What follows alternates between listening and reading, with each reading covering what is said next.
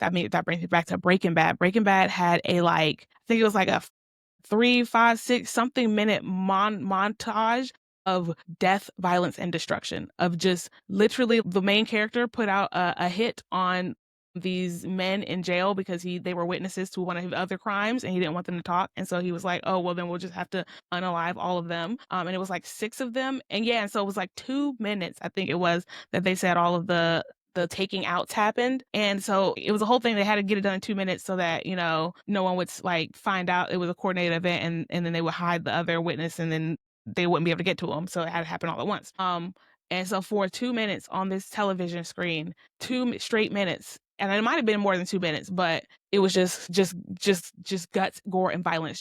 Just humans unaliving humans, just on the TV show. I saw it for maybe the first 10 seconds.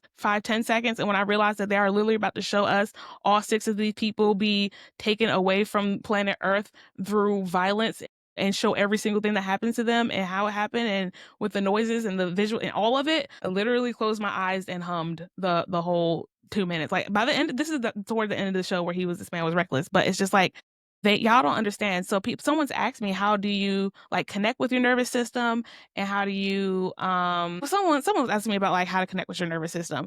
And a big part of it, and this is why they do this, y'all, a big part of connect with your nervous system is learning what it feels like to have a calm nervous system, learning what it feels like to have a nervous system that has no stress on it, no pressure. I always say to feel very light, to feel, I always say if my nervous system feels flat, because your nervous system is like, it's picking up frequencies. It's like a vibrating mechanism. It makes you anxious, it makes you depressed, it makes you happy. Like it gives you all these emotions that are this moving energy.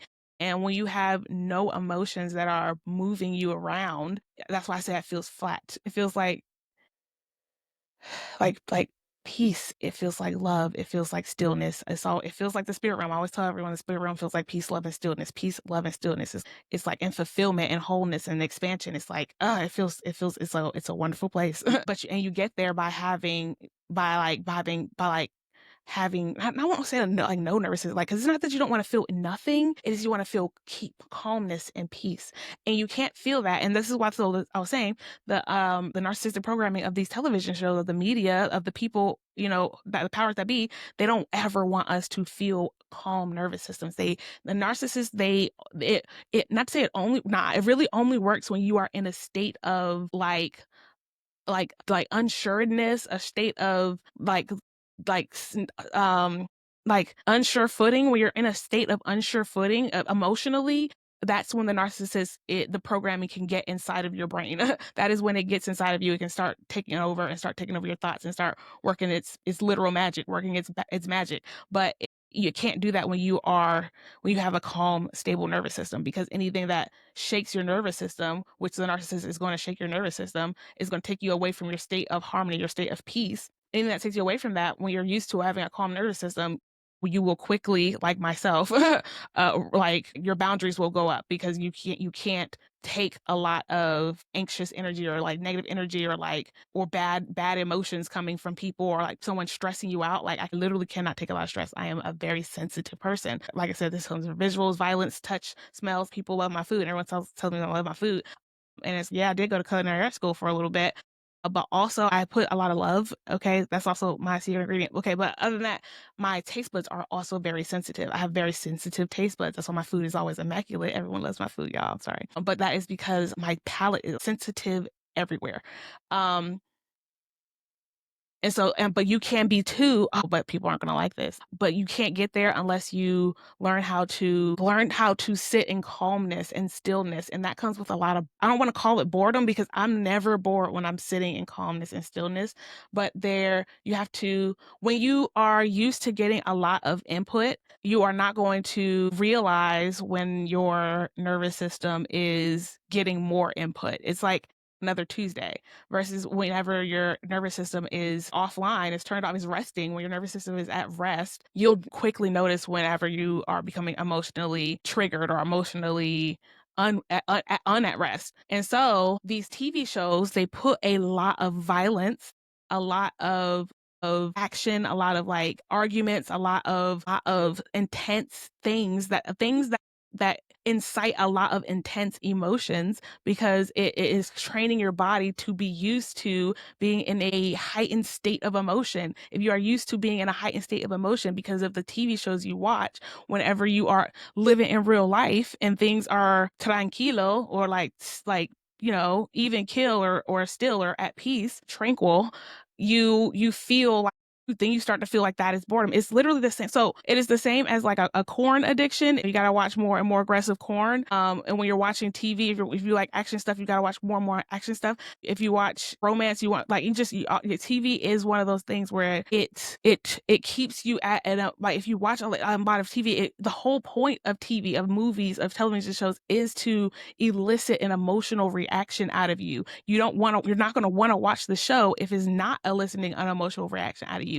But because of that, that is training your nervous system to always be eliciting emotional reactions. If you're watching TV all the time, and the same thing with like TikTok, all right, or if you're addicted to YouTube, hey, I'm sorry if you're here off of an addiction. I'm like, but hopefully I can help. But if you're watching these things constantly all the time, you're constantly getting all of this input, and that input, depending on what you're watching, if it is eliciting emotional reactions, so I was saying with TikTok specifically, is very bad because you could you can swipe and it could be, something really super, super sad and you're crying and then you swipe and then something that's making you extremely angry. And I really have stopped watching TikTok because it is everything that every time you swipe, it is eliciting an emotional reaction. And again, as a highly sensitive person, when I say highly, I mean it. Again, I'm aware of how things are making me feel. So whenever I'm watching TikTok too much, two things. One, those are the days that I feel more tired. I'm just like, dang, that means that I've been on TikTok too much. Because my TikTok days, when I'm doing a lot of scrolling and not a lot of creating, when I'm doing a lot of consumption, I do feel tired. And then I locked in. I noticed that, and then I locked in on it, and I was going through TikTok and figuring out what is it about it that makes me tired. And then that's when I realized it is the emotional and this is for me, but I do think, again, as someone who is highly sensitive, it is highly sensitive and highly aware. I just see things first. I see things faster. And I feel things first and I feel things faster, but they are the same things that everyone else feels, but they just don't notice it. They're just not aware. And so when I locked in and I was like, why is TikTok making me feel like why am I having less cognitive energy juice, cognitive functioning, executive functioning from doing if I TikTok too much in the morning? And it is because whenever you scroll up, you get a video that elicits an emotional reaction, and and the creator's job is for it to be the most emotional reaction that it can elicit, because that will keep you watching, keep your attention there. So eliciting that emotional reaction, that is energy draining. And then when you swipe and it elicits a very large emotional reaction, that's also energy draining. But that switching between different emotions, that also is a large energy cost, because there's also a thing called activation energy, right? So whenever you are starting sort of any chemical reaction, it takes like a lot of energy, and then to actually keep that thing on, like to turn on a car, it takes more gas to turn on a car than it does to have that car just sit idly for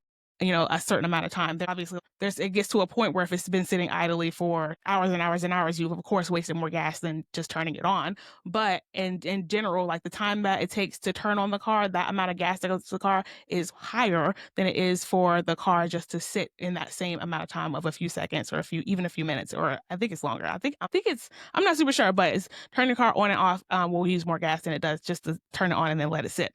And that's for so many things, like literally neurons and synaptic neurons, like your brain cells that talk to one another. There's activation energy in there. So if people have trouble with transitions, all my neurodivergent folks, if you're listening, if you are a person who you have trouble going from one like task to another task, it is because activation energy of starting something new is very high. Getting over that hump of that activation energy is high, and then when you get in it, it's always saying like, well, going to the gym. Getting to the gym is hard, but then once you're there, everything is fine. Like everything, truly, I feel like that's probably somewhere in a universal property somewhere. Like activation energy. Starting something always takes more time, energy, focus than maintaining something. I forgot why I was saying that. God dang it. And so, going back to the programming, Black people are given media that has, people that look like us. The only time the media looks like the people look like us in the media for a long time, we're getting a little bit better, but for a long time, it was only just us doing violence, us going to jail, just us in positions that they wanted us to collapse our attention and reality into.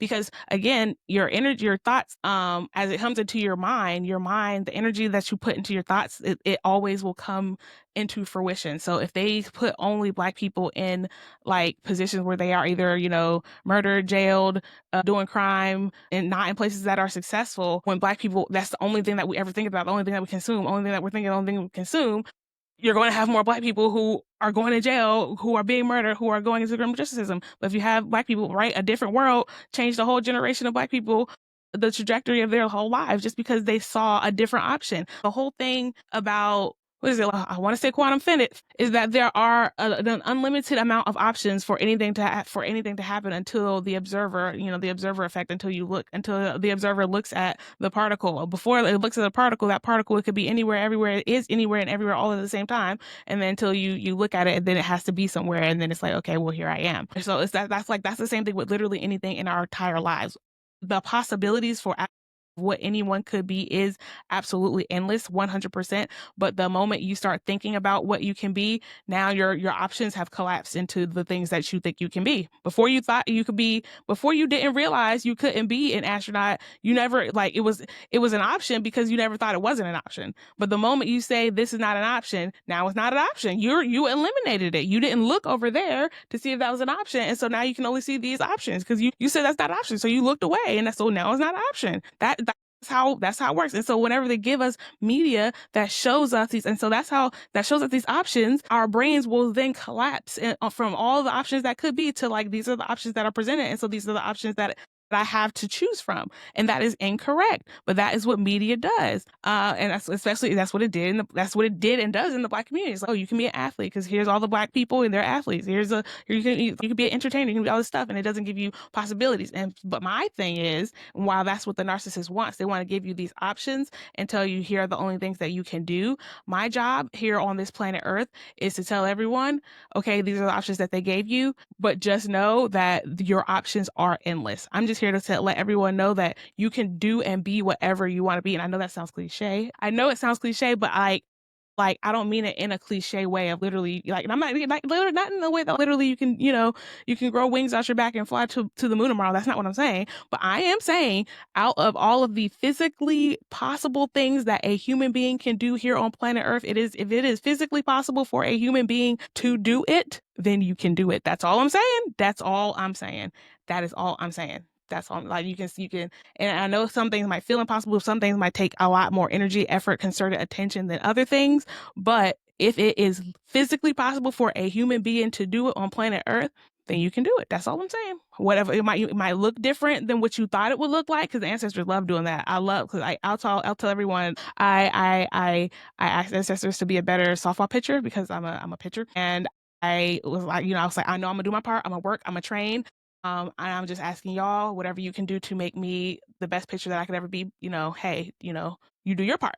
And so the long story short is I broke my finger, and so you can tell, like, this finger's ugly. I broke it like the first game of the season that I was doing all this prayer, and I was like really upset. But the long story short is I was able to play the last few games of the season after missing the whole season, and I healed.